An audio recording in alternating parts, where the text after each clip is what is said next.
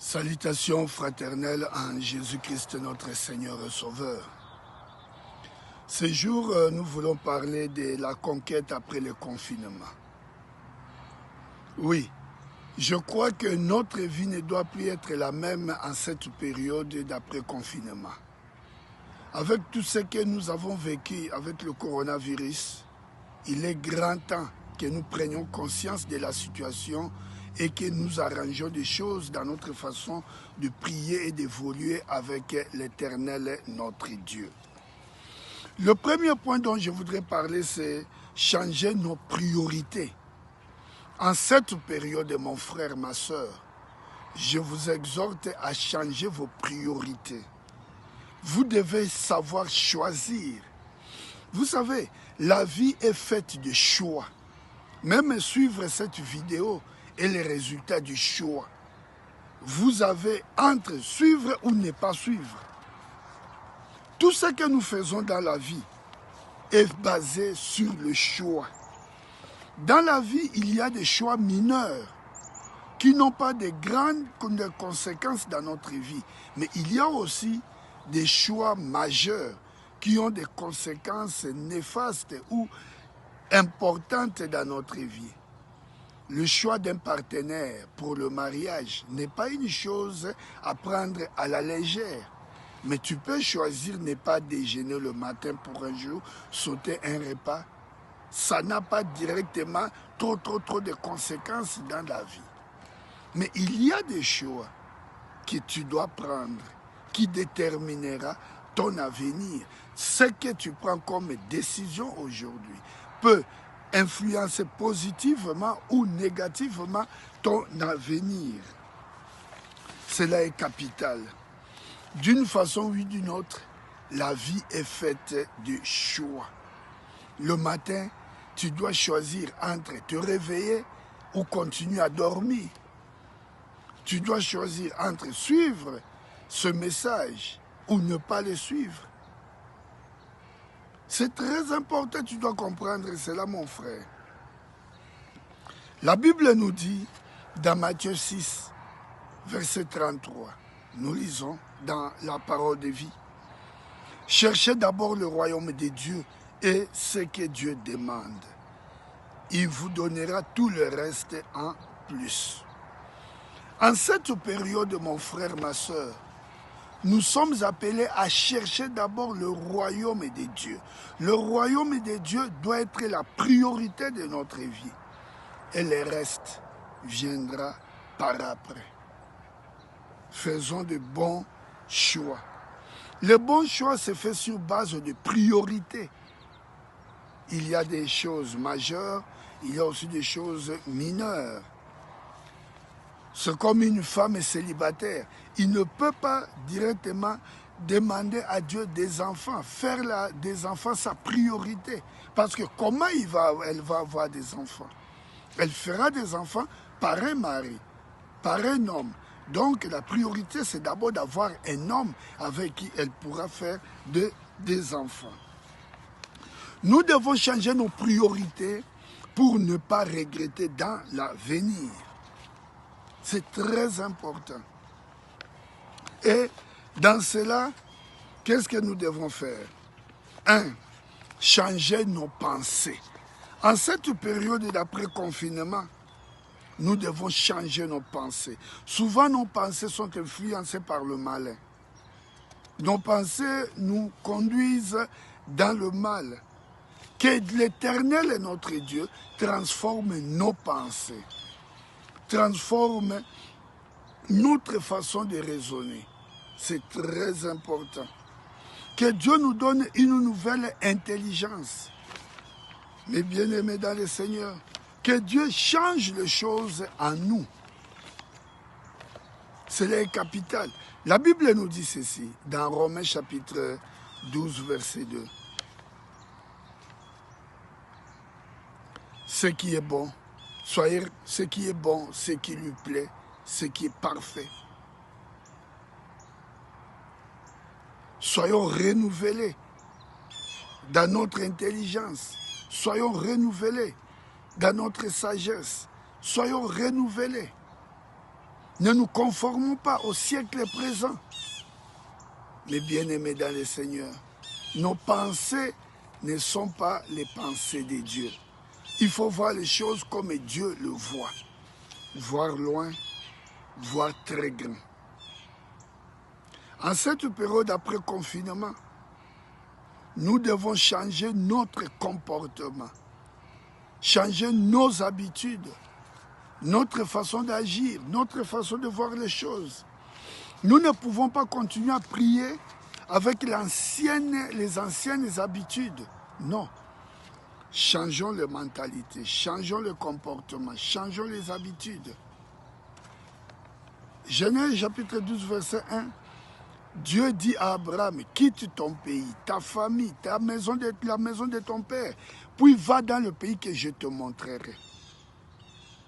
Nous sommes tous appelés au changement. Changement de mentalité, changement de comportement, changement des habitudes, changement de notre façon d'agir. Oui, mon bien-aimé, oui, ma bien-aimée. Après le confinement, après cette période, avec tout ce que nous avons vécu, nous ne pouvons plus marcher dans la distraction. Nous ne pouvons plus marcher dans la légèreté. Même notre façon de prier, nous devons changer. Je ne cesse de vous le dire. Prier, c'est une bonne chose. Mais mettre en pratique la parole de Dieu, c'est capital, c'est important.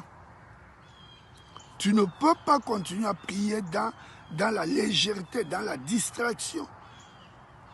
Je reviens sur tout ce que je dis tous ces jours. Tu ne peux pas continuer à prier 24 sur 24 en croisant les bras. Non, Dieu ne te visitera pas en croisant les bras. Dieu n'est pas un Dieu de paresseux. Dieu est pour ceux qui travaillent. Il te bénira par ton travail. Il te bénira par tes activités. C'est pourquoi nous devons changer notre façon de voir les choses. Mes frères africains, prier c'est une bonne chose. Même moi-même, je prie. Et je prie beaucoup. Mais il y a un temps pour la prière, un temps aussi pour le travail, pour les études, pour autre chose. Le matin, quand je prêchais à l'église au Congo aujourd'hui, je leur ai donné un exemple. C'est anormal. Une maman refuse de se parer, de se laver, de se préparer à cause de la prière. Non. Un homme qui refuse d'embrasser sa femme à cause de la prière. Je lis la Bible, relis la Bible. Nulle part je n'ai vu où on embrasse spirituellement, où on fait l'amour spirituellement. Il y a un temps de prier, monsieur. Il y a un temps d'embrasser ton épouse, de faire l'amour avec ton épouse. C'est ça, c'est la Bible. Ne confondons pas les choses. Comme j'ai vu dans les réseaux sociaux, un frère, dans le jour de son mariage, on lui demande d'embrasser son épouse, il commence à prier en la rue. C'est la confusion. On n'embrasse pas spirituellement. Non, c'est pourquoi il y a beaucoup de problèmes dans nos foyers. Pourquoi? Parce qu'on n'a pas ce temps-là d'intimité, on veut tout spiritualiser. Non. La femme soit soumise à ton mari, l'homme aime ta femme. Et puis vous priez. L'amour, ce n'est pas prier. Tu dois l'aimer. La femme est une fleur. Il faut la cajoler. Il faut l'entretenir. Prendre soin d'elle. Il faut l'écouter. La femme aime de belles paroles. Il faut bien parler avec la femme. Ce n'est pas un problème spirituel. C'est pourquoi j'ai fait un constat. Les voyous ont de belles femmes. Les escrocs ont de belles femmes. Pourquoi? Parce que les escrocs savent parler. Les aventuriers savent parler. Tu verras des gigolos avec de belles femmes. Pourquoi? Parce qu'ils savent parler, mentir. C'est ça la femme aime écouter. C'est-à-dire, mon bien-aimé, ma bien-aimée, Ne confondons pas les choses. Il y a un temps de prière, il y a un temps aussi d'action, il y a un temps d'agir. S'il faut travailler, il faut travailler. S'il faut prendre soin de ton mari, tu dois le faire. S'il faut prendre soin de ta femme, tu dois le faire. S'il faut prendre soin de tes enfants, tu dois le faire. Ne confonds pas les choses. Je m'en souviens encore, j'étais encore à Matadi au Congo. Un jour, je revenais de l'église. J'arrive, j'entre à la maison, je venais d'un service de délivrance et j'étais un peu transpiré. J'arrive à la maison, j'entre directement, je change de chemise, je sors, j'entre encore dans la voiture, je sors. Une heure du temps après, je reviens encore, j'entre à la maison, je sors. Je voudrais entrer dans la voiture, ma fille, Blessing, m'interpelle, papa, où veux-tu aller encore? Moi, j'ai dit non, j'ai encore une course là, j'étais à l'église, j'avais une course, je sors encore, je reviens. Sa réponse, son interpellation m'avait touché. Elle me dit ceci, papa, tu ne sais pas que tu as des enfants? Tu ne sais pas que tes enfants aussi ont besoin de toi? Alors, moi aussi, j'entre dans la voiture, nous allons partir ensemble avec toi dans tes courses. C'était comme un coup de couteau dans mon dos. La réaction de ma fille m'avait interpellé. C'est-à-dire, mes bien-aimés, nous confondons les choses. Il y a un temps de prière, il y a un temps de l'action, de faire aussi autre chose. Dieu, il te bénira, il nous bénira par le point de contact. Quel est ton point de contact avec Dieu? Ne néglige pas ton travail, ne néglige pas ta famille à cause de la prière, ne néglige pas ton mari à cause de la prière, ne néglige pas ton épouse à cause de la prière. Mais bien-aimés dans le Seigneur, c'est très important. Comprenons ce que nous faisons. Prier, c'est une bonne chose. Je vous encourage. Priez sans cesse, mais associez, mettez l'intelligence, mettez la sagesse. Même l'Éternel est Dieu. Il a travaillé 6 jours. Le 7e jour, il s'est reposé. Donc, il n'a pas confondu les choses. Même Jésus, dans son ministère, il y a un temps de service spirituel. Il y avait un temps aussi qui s'occupait de donner à manger aux gens. Comment toi, maman, tu peux négliger ton foyer à cause de la prière? Je sais que la prière a repris aujourd'hui au Congo. Ce sont des réalités. Parfois, nous confondons des choses. Cessons de confondre des choses. Prions, mais dans la sagesse et dans l'intelligence. Très important, ne négligez rien. S'il faut prier, priez. S'il faut s'occuper de la famille, occupe-toi de la famille. S'il faut s'occuper de ton travail, occupe-toi de ton travail. Ne néglige pas ton travail à cause de la prière. Ne néglige pas ta famille à cause de la prière. Ne néglige pas ton mari à cause de la prière. Et vous aussi, mes collègues pasteurs, ensemble avec vous, aidons le peuple de Dieu. Oui. Ne les enfermons pas dans des églises ou ne les enfermons plus dans les églises. Laissons-les aller travailler. Laissons-les aller s'occuper de leur foyer, de leur famille aussi. Comment tu peux retenir une femme d'autrui à l'église 24 heures sur 24 heures? Non.